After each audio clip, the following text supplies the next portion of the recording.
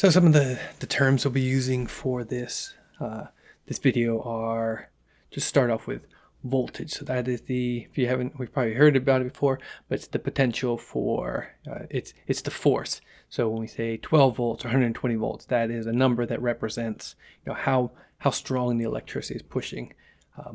And that comes into play when, we have wires that are conduct electricity with generally no problem. But then you have insulators like air. So air is an insulator, so that we know that because electricity doesn't jump, across the plugs. But it's because of the voltage that it's set. Obviously, lightning, it has at millions of volts, has a much higher potential, so it can actually cross air, and so that's why that's why when we talk about 120, 240, whatever it is the strength versus the current, which is measured in amperage. And a good thing with these terms with electricity, the voltage, current, any that we're talking about, watts. There's no imperial, American, European. It's common across. Everybody uses. There's going to be different numbers, but it's common. And then, so again, current is the amount, is the flow of the electrons, the amount of electricity that is flowing. You say that the number of electrons. And then power is distinguished in watts. And so that is just, the easy formula is voltage times current, or times the amperage, and you get watts. So if you have, say, 120 volts and it's running 2 amps, you get 240 watts. So it's an easy conversion there, and then you can actually go backwards. So for example, if you didn't list the amperage, it generally has to list the voltage. So if it said, take 1200 watts, and it was 120 volts, that was 1200 divided by 120, you get 10 amps. So that's those are kind of the basic terms we'll be using that you should understand if you want to understand electricity.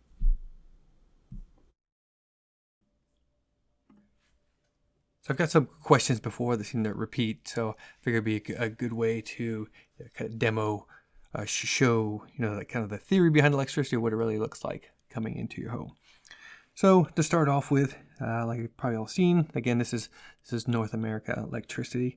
You might have these telephone wires that come in, and you may have seen these big transformers that look on here. Yeah, we're kind of fudging a little bit, just to make a little bit of sense, but to give you an idea of what it looks like in a transformer. So let's say what the transformer actually looks like is you have these windings. There's wire, and on the other side you have windings. And what it does is, say for example, it's 600 volts on the one side of the transformer. What comes out the other side is 240 volts, and that's what we have coming into our home. But one thing that they do to reduce that voltage, because you may not need that full voltage, is what they do is they put a tap here, we call it tap, in the middle, and what it gives you is 120 volts, actually on both sides. So for example, this potential, this is what we always call with electricity, is potential energy from here, from this side to this side, is 240 volts. But if you touch from here to here, it's 120 volts. Same thing on the other side here, 120 volts. And so what that looks like coming into your home is we now have, just for example, we call this L1, L2, and let me get rid of this 240 here just so you can see it. And then this is what we call the neutral here. And then this comes into the home this way. So let's draw a little house here. The other thing, what's done is you have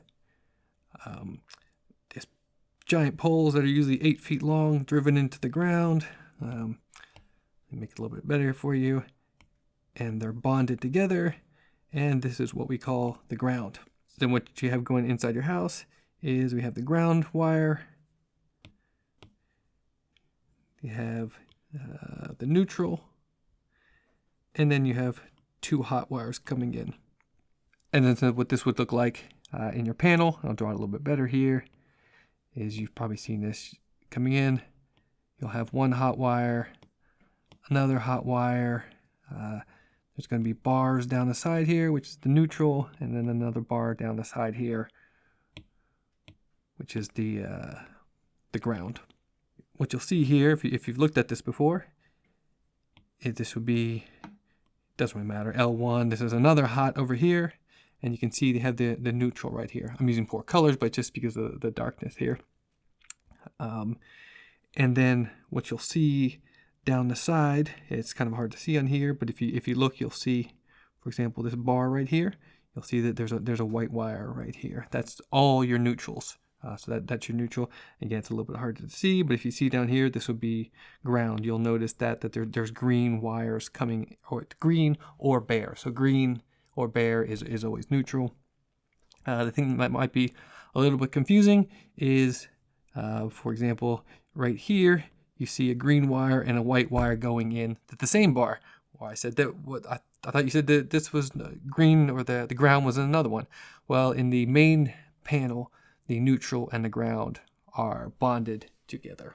And one thing I should just say is a little bit of a warning here, is that you should be seeing this switch right here. This is what turns on and off the main outlet, or the main electricity to your house. But let's just draw a line here just as a warning. Here's a warning. When you turn this switch off right here, it turns off the electricity to your breaker boxes, or your switches. It does not turn off the electricity up here, coming in here. So even though you turn it off, this is still hot at the top. So don't think that you can turn that off and everything's off. Okay, so now we have a quick idea of what it looks like. So we have 2 hots coming in, we have a neutral, we have a ground. What does that mean? So here's an example of a typical outlet. And then let me draw our little windings here again, just so we can reorient ourselves. Here's the neutral. Here is a second hot. Here's a first hot.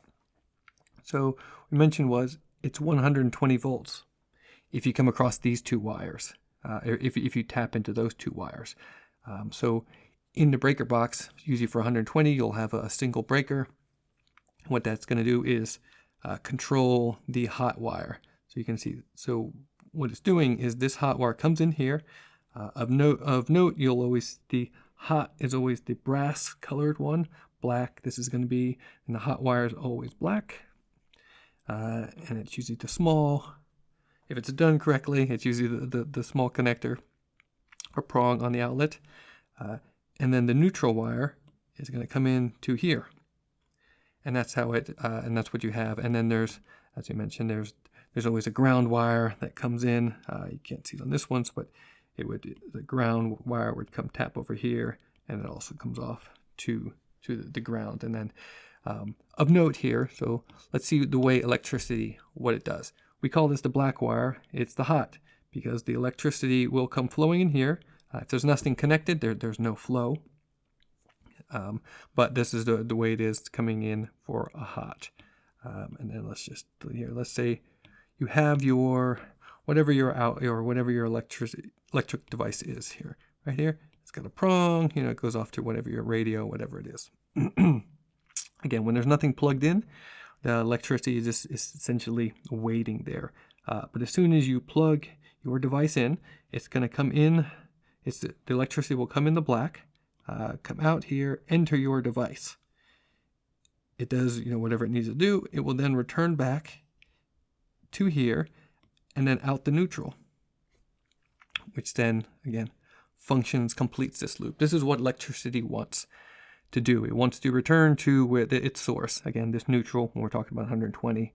Of note, you should see that I did not say it went to ground. Electricity does not go to ground unless there is a problem, and that's why we have it here. So if there is some problem, it has a way of not entering, whoever's touching it or energizing. It has a way of going to ground to some safe, and hopefully if there's some overcurrent, it will trip the breaker and not shock anybody. And one other thing to note is the way the electricians when they set up, when they put the breakers in there, is they try to balance the 120 volt devices on both sides, spread them out so the current is going not just over one circuit, it's coming in over everything's coming in over this circuit or this circuit, try to balance out, which is different from 240 volt, which is going to use both sides and it automatically balances. Okay, so what does 240 volt look like? So you may have a washing or sorry, a dryer or something else. Dryers a little bit differently, but you might have some outlet, or it might be hardwired. But again, here is the example of here's our neutral wire and our two hots. This is pretty simple. Hot goes in one side. Again, it doesn't really matter. The L1, L2 here, that may be different. But again, the same flow. Again, we're fudging it a little bit here because if you're familiar, it's called alternating current because the electricity goes positive and negative and actually switches back and forth. But it's just easier for our diagram to kind of understand the way what electricity does. So it's actually going back and forth here. And again, you would have the ground off here. Whoops, it's actually up here, but I would do it easier to get it out of the view here. And you can see again, we have two hots here, so you'll see two brass connections. So this is 240 volt. It will go in and out. You'll notice that there is no use for the neutral here because for these type of dumb devices where they don't need 120 volts or they may not have a screen or anything, all they need, or if it's hardwired, generally it just needs 240 volts. Okay, so here's another example of a 240. You may see this if you see your electric dryer. Again, we have our windings here.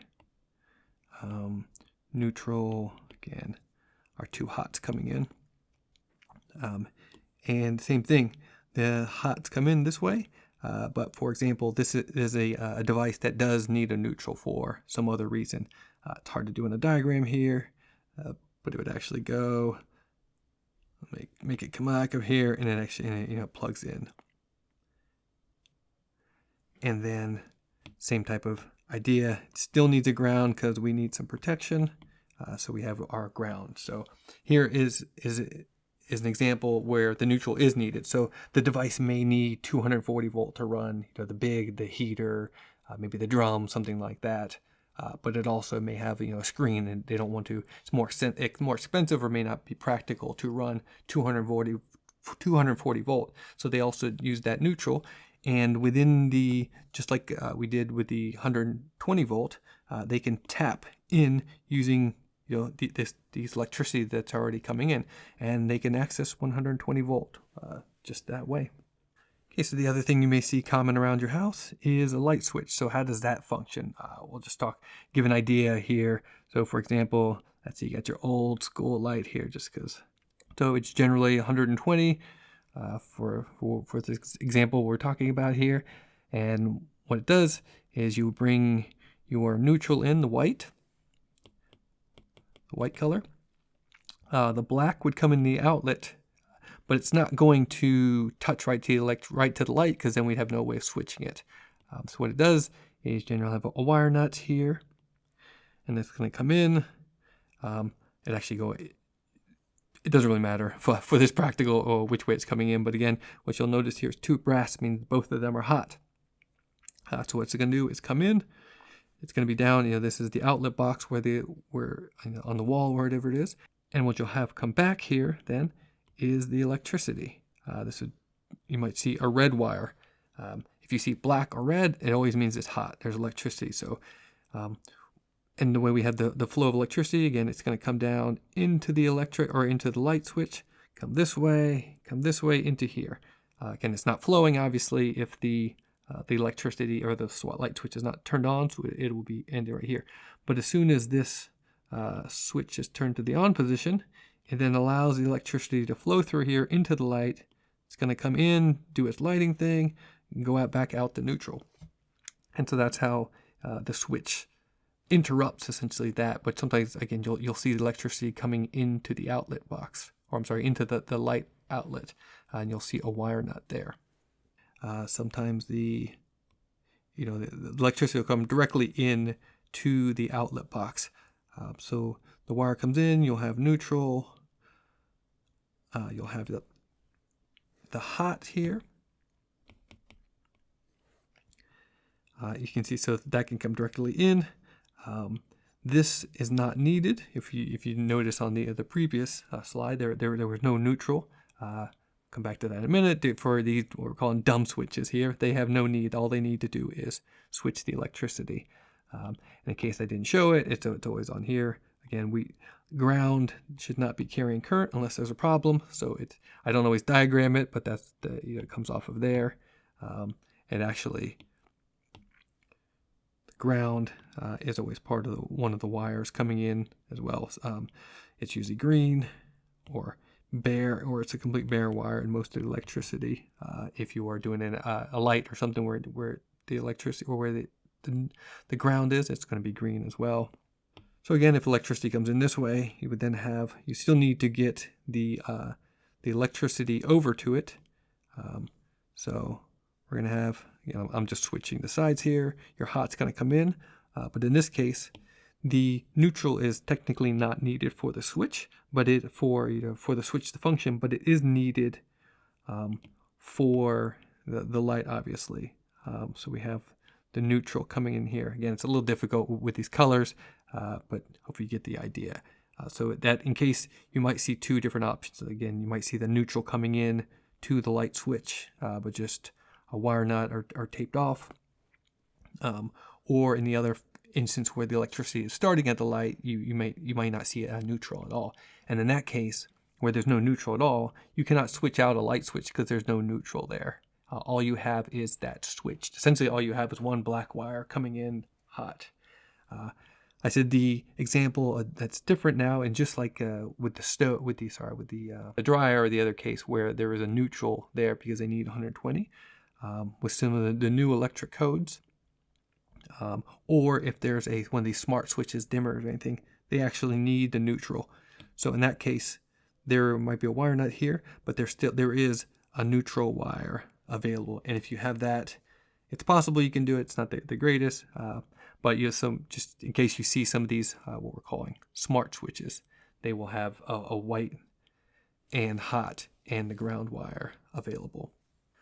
Okay, so that's the rough, very quick primer on electricity. Again, the thing just to remember is coming into the outlet is you have one here and one a second here, and this gives you 240 volts because that is the potential difference between both sides of those black wires versus your tap that's right here in the middle, which gives you 120 volts. And this is your neutral wire, 120 volts. So I hope this helped. Again, this is a warning. This is just the theory, the understanding of electricity. If you don't understand what you're doing and you're not a licensed electrician, probably a better idea just to get a professional to work on this for you.